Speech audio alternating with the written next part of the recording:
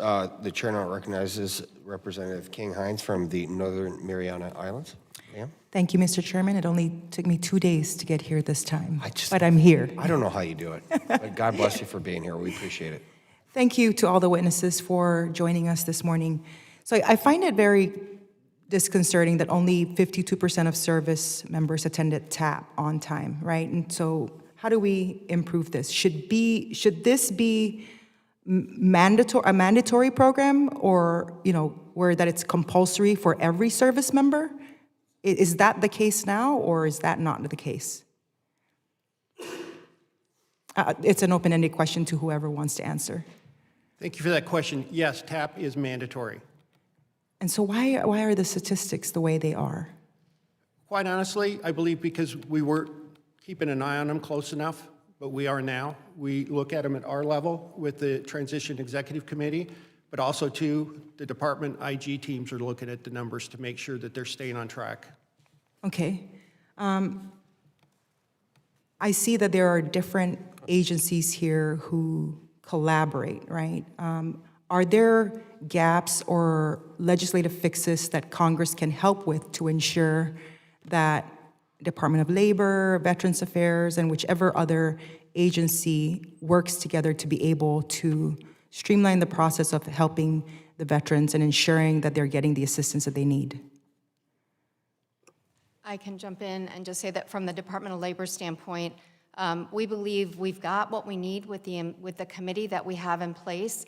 So for example, when we pilot tested the Employment Navigator program and were able to demonstrate the success, we went to the committee and said, listen, we think we should expand this and have more service members have access to it. DoD and the military services were at the table. They were eager to help. We brainstormed a solution, we developed a strategy, and we're going forward with implementation of the expansion, subject to funding, of course. So those partnerships are really strong that we have. When it comes to the data on participation rates, we look at that data on a quarterly basis and sometimes more regularly in between those quarterly meetings, and we ask questions, why is this one, a little bit less here? What's happening here? And the military services are there, and they help us either answer the question on the spot or they go research it and come back to us. So we have a system that enables accountability between our agencies. All right. So I come from a rural community. I come from the Northern Mariana Islands, where access to care and services is very limited anyway for our veterans. How are we ensuring that the folks who are coming out of the service are getting the assistance that they need so that they are able to go right into the workforce, that they are ready to go into the workforce? So part of getting ready to go into the workforce is to understand what the individual's interests, aptitudes, and abilities are. And where we have the Employment Navigator, they help them navigate all of that.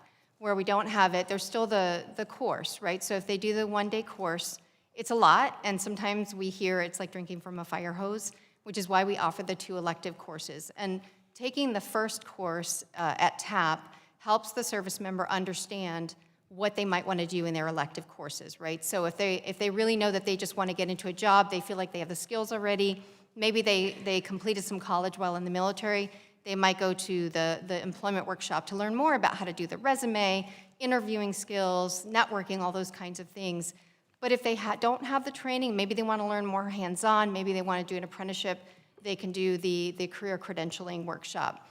After that, the connection to our partners, I think, is critical, because once they get into that community, they can still keep that connection to our partners. For example, the American workforce system, being able to connect with the Disabled Veteran Outreach Program coordinators, local veteran employment representatives. That gives them the continued support that they need after they get into their community, so that they can continue to keep working on getting that stable job. All right, thank you. Thank you, Mr. Chairman. I give back my time.